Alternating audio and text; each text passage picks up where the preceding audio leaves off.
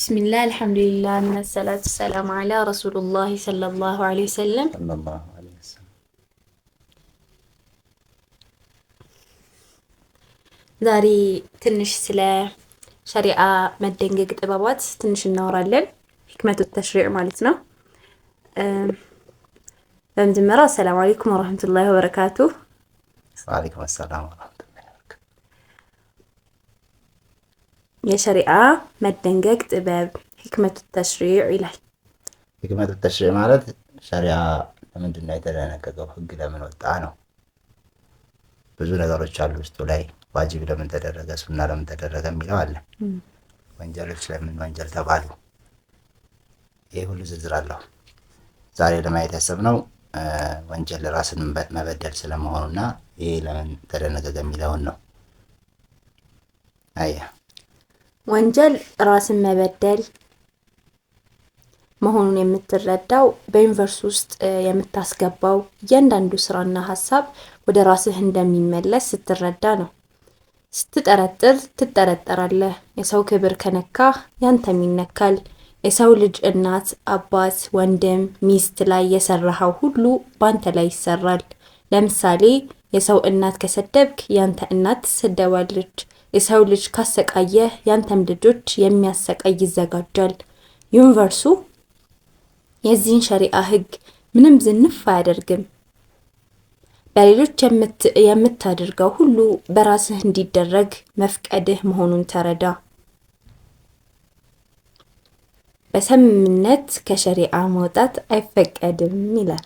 አዎ እንግዲህ ቅድም የተናገርነው ከሸሪዓ መውጣት ራስን መበደል መሆኑና ሌሎች ላይ የምናደርጋቸው ወይም ወንጀል የሚባሉት ጉዳዮች እኛም ላይ እንደሚደረጉ ነው የሚገልጸው። በስምምነት ከሆነስ የሚሉ ጥያቄዎች ደግሞ ይነሳሉ አንዳንድ ጊዜ። በስምምነት ለምሳሌ ሁለት ሰዎች ተስማምተው ከሸሪዓ ቢወጡ ይሄ ይፈቀዳል ወይ ነው? ይሄ አንደኛ አይፈቀድም። እሱ ራሱ በስምምነት ራስን መበደል ነው ማለት ነው። ስለዚህ እሱን ደግሞ ያው ይገልጻል ማለት ነው። እሺ በስምምነት ከሸሪዓ መውጣት በስምምነት ራስን መበደል መሆኑን ተረዳ። ለምሳሌ በስምምነት የሰው እህት ብታማልል ያንተም እህት፣ ሚስት፣ ሴት ልጆችህ በስምምነት እንዲያማልሉ ይደረጋል። አሁን ሌሎች እንደዚህ የሚያደርጉ ሰዎች ደግሞ ዩኒቨርሲቲ ያዘጋጃል ማለት ነው። ይሄ አንተ ማድረግህ ለቤተሰቦችህና በዙሪያ ላሉ ሰዎች ያረከው ነገር እንዲደረግባቸው ፍቃድ መስጠት ነው ማለት ነው። እሺ ዩኒቨርሱ አንድ ነው። በአንድ አካል ላይ የተፈጸመ ነገር ምላሹ ከሁሉ አካል ይመለሳል። ጦርነቱ ከባድ ነው። በሰዎች ላይ የፈጸምከው ከሸሪዓ የወጣ ድርጊት በራስህ በቤተሰብህ ሁሉ እንዲፈጸም የሚያደርግ ከሚሆን ጥፋትህ በግል ተቀተህ ማለፍ በስንት ጣዕሙ የተሻለ ነው። እዚህ ጋር ለምሳሌ አሁን አንድ ሰው ላይ ያደረግነው በደል አንድ ሰው ላይ ያደረግነው ከሸሪዓ የወጣ ተግባር ከዛ ሰውዬ ጋር ተያያዥነት ያላቸው ሰዎች ሁሉ ላይ ህመም ያሳርፋልና ያ ወደኛ በሚመለስበት ጊዜ የዛ መከራ ያሳየባቸው ሰዎች ሁሉ መከራ ወደኛ መመለሱ ቅጣቱን ከባድ ያደርማል ነው፣ ጥፋቱን ከባድ ያደርገዋል፣ መከራውን ከባድ ይሆናል። በዚህ መሀል ለምሳሌ በመካከል ሸሪዓ ያስቀመጣቸው ቅጣቶች አሉ ለተለያዩ ወንጀሎች እና እነዛን ቅጣቶች ተቀተን እነዛ መከራዎችን ከመቀበል የሚታደገን ከሆነ ይሄ በጣም ጣዕሙ የተሻለ ነው ማለት ነው። ለምሳሌ አንድን ሰው ሲገል ያ የገደለው ሰው ሟች የሆነ ሰው እናት ልትሆን ትችላለች፣ ወይም አባት ይሆናል፣ ወይ ባል ወይ ሚስት ይሆናል፣ ወይ ልጅ ይሆናል፣ ጓደኛ ይሆናል፣ አሰሪ ሰራተኛ። ስለዚህ አንድን ሰው በምንገልበት ጊዜ የዛ ሰው በዙሪያ ያሉ ሰዎች ሁሉ የሚቀበሉትን መከራ እኛ መቀበል ይኖርብናል። የኛም እናት፣ የኛም ባለቤት ሚስት፣ የኛም ልጆች፣ የኛም ጓደኞች ሁሉ ሲሞቱብን ነው ያንን መከራ ቀልባችን ልባችን ሊቀምሰው የሚችለው ማለት። ያ ከሚሆን ግን በሸሪዓ ህግ በተቀመጠው መሰረት እኛ በሰራነው ወንጀል እኛ ብቻ ተገለን የምንገላገለው መሆኑ ራሳችን የምንፈርደው ለራሳችን እንኳን የተሻለ የሆነ ፍርድ ይሆናል ማለት። እዚህ ጋር ብቻ አይደለም፣ አሁን ሌሎች ላይ አሁን ቅድም ያልነው ማማለል ያልነው ላይም ለምሳሌ የሰው እህት አማለን ከሆነ ያቺ እህት ብቻ አይደለችም እና ለሆነ ሰው እናትም ናት ልጅም ናት እና የእኛ ሴት ልጆቻችንን ከሚያማሉብን፣ እናታችን ከሚያማሉብን፣ እንዲሁም ሌሎች በዙሪያችን ያሉ ሰዎች ሁሉ ላይ ይሄ ነገር ከሚደርስባቸው በእኛም ላይ ደርሶብን ማለት ነው ከሚደርሱ በሁሉም በኩል ነውና የምንቀበለው እኛ ተቀተን የማለፋችን ከዚህ የተሻለ ነው ማለት ነው። እሺ ይህንን ስትረዳ በጥፋትህ መቀጣት እንደ ጸጋ ትመለከት ነበር። በጥፋትህ መቀጣትን ትመርጥ ነበር። ራስህን ለራስህ ስትል ትቀጣ ነበር። አንተ ሁለት ነህ። አንደኛው በትንሹ አካልህ የተሸጎጥከው ትንሹ አንተ፣ ሁለተኛው በዩኒቨርሱ ሁሉ ያለከው ወሰን አልባው አንተ ነህ። እንግዲህ መሰረታዊ ነገር ነው። አንድ ሰው ከዩኒቨርሱ ጋር አንድነቱን ማወቅ አለበት። እየበላን ያለነው ምግብ ከፀሐይ፣ ከሰማይ፣ ከመሬት ሁሉ አሻራ አርፎበት እነሱ ሂድማ አድርገውበት ብዙ ስራ ሰርተውበት ነው እኛ የምንበላውና አንድ ቤተሰብ ነን ከዩኒቨርሱ ጋር ያለነው። ከሰዎች ጋር ብቻ አይደለም ቤተሰብነታችን፣ ከጠቅላላው ከአለቱም ከግዑዛንም ከሁሉ ነገር ጋር ነው አንድነታችን። ግን በምንገነዘበው መልኩ አብዛኛው ሰው እንደሚገነዘበው ይህንን አንድነት አንገነዘበውም። ልንገነዘበው የምንችለው እኛ ስንል ወይ እኔ ስል አንደኛ በዚህ አካሌ ውስጥ ያለሁት እኔና ሁለተኛው ደግሞ ከኔ ውጭ አለ ብዬ የማስበው ደግሞ ዩኒቨርሱ ነው ማለት ነው። ስለዚህ ይሄ በታችኛው ደረጃ አስተሳሰብ በታችኛው ደረጃ ነው የሄድኩት እዚህ ጋር ሁለት እኔ ማለት ነው። ሁለት እኔ፣ አንደኛው ትንሹ እኔ በዚህ ከጠጉሬ እስከ ጥፍሬ ውስጥ የተወሸኩት ትንሹ እኔ ያለው፣ ሁለተኛ ደግሞ ከውጭ ደግሞ ዩኒቨርስ በመባል የሚገለጠው በጣም ትልቁ የሆንኩት እኔ ማለት ነው። ትንሹ እኔ በዚህ ተሸጉጫለሁ፣ ትልቁ እኔ ደግሞ ወሰን ድንበር የለኝም ማለት ነው። ስለዚህ ይህን ለመረዳት ወንጀል የሚባለው ነገር ወይም ደግሞ ማንኛውም መልካም ስራም በዚህ ይካተታል። ባይዘው ከትንሹ እኔ ወደ ትልቁ እኔ የሚሰጥ ነገር ነው። መልሱ ሲመጣ ከትልቁ እኔ ወደ ትንሹ እኔ የሚመጣ ነገር ነው እና በጣም ጥንቃቄ የሚፈልግ ጉዳይ ነው ማለት ነው። ራስን መበደል የሚባለው ነገር። እስኪ እንቀጥል።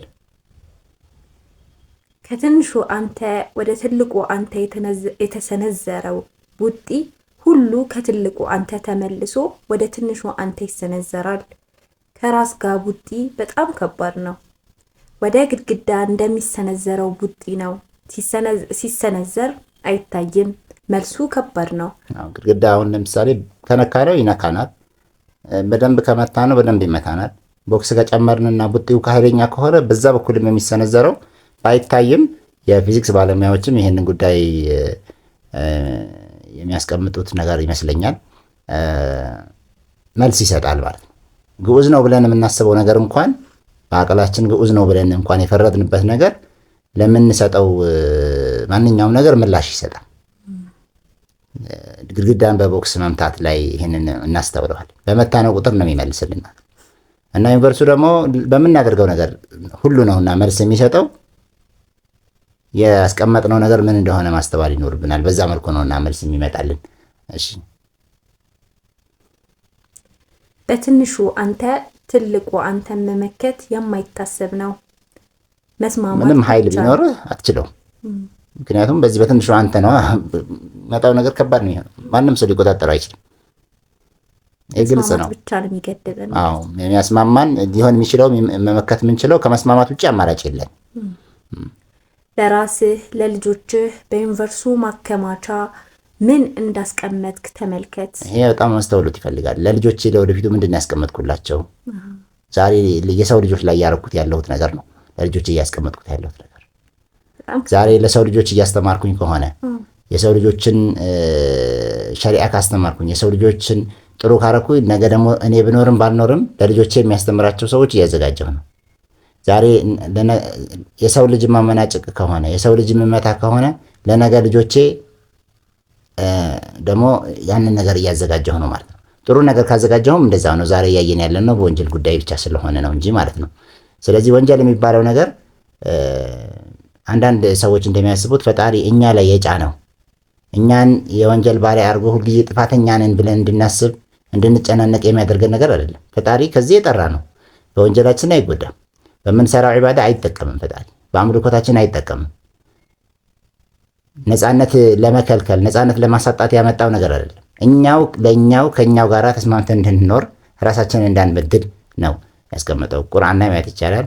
ወማ ዘለምናሁም ወላኪን ካኑ አንፉሰሁም የዝሊሙን ብዙ ቦታ ላይ በተደጋጋሚ እኛ አልበደልናቸውም ራሳቸውን ነው የበደሉት በማለት በተለያየ አይነት ወንጀል የተሳታፊ የሆኑ ሰዎች ራሳቸውን ብቻ እንደበደሉ እንጂ አላህን ሱብሓነሁ ወተዓላ ማንም ሰው እንደማይደርስበት ጥቅምም ሊጠቅመው እንደማይችል ጉዳትም ሊጎዳው እንደማይችል ቁርአኑ አስቀምጧል። አሁን እዚህ ለመናገር የፈለግነው ከዚህ ደግሞ ትንሽ ጠለቅ ብለን ገብተን በተወሰነ መልኩ በተሰውፍ እይታ ምክንያቱም ሂክመቱ ተሽሪዕ የሚባለው ጉዳይ የሸሪዓ ድንጋጌ ጥበቡ ምንድን ነው፣ ሸሪዓ ለምን ተደነገገ ቢለው ጉዳይ ከሰባቱ የተሰውፍ እውቀት ባህሮች አንዱ ባህር ነው። በጣም ጥልቅ ጥናት የሚፈልግና ሰፊ ማብራሪያ የሚጠይቅ ጉዳይ ነው። አሁን አንዱን ክንፍ ብቻ ትንሽዬ ነው ይዘን እየተንቀሳቀስን ያለ ነው፣ እንደ ነጥብ ነው። መቀጠል እንችላለን። አላህ ከዚህ ሁሉ የጠራ ነው። ተናግረናል። አላህ በጥቅም የሚጠቀም ይጎዳ አይደለም። ከትንሹ ዩኒቨርሲቲ ትልቅ ዩኒቨርሲቲ የሚባል የለም። አላህ የሁለቱ ኻሊቅ አላህ ነው። ሁለትነትም የለውም። በደንብ አድርገን ካየነው አንድ ነን ዩኒቨርሲቲ የሚባለው ነገር። እሺ በወንጀልህ አይጎዳም። ተውበት አድርገህ ከረዳህ ራስህን ከራስህ በደል ነፃ ቢያወጣህ እስትግፋር ተውበት አብዛ።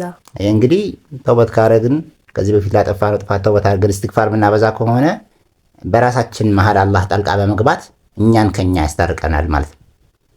ስለዚህ በትልቁኛ ወደ ትንሹኛ በትልቁኛ ላይ የፈጸምነው በደል ቢያስታርቀን ብለን ነው እስትግፋር የምናደርገው ተውበት የምናደርገው እንጂ አላህን የበደልነው ሆነን አይደለም። አላህ የኛ በደል አይደርስበትምና ነው። እና ያው ጥልቅ ግንዛቤ የፈጠረ ይመስለኛል። በዚህ አላህ እንዲረዳን እንለምናለን። እንጠቀምበት አላህ ያድርገን። ጨርሰናል ምስል አላህ ከተውበት አድራጊዎች ያድርገን። አሚን ያ ረሐመን ረሂም። ሰለላሁ ዐላ ሰይዲና መውላና ሙሐመድ ወዐላ አሊሂ ወሰህቢሂ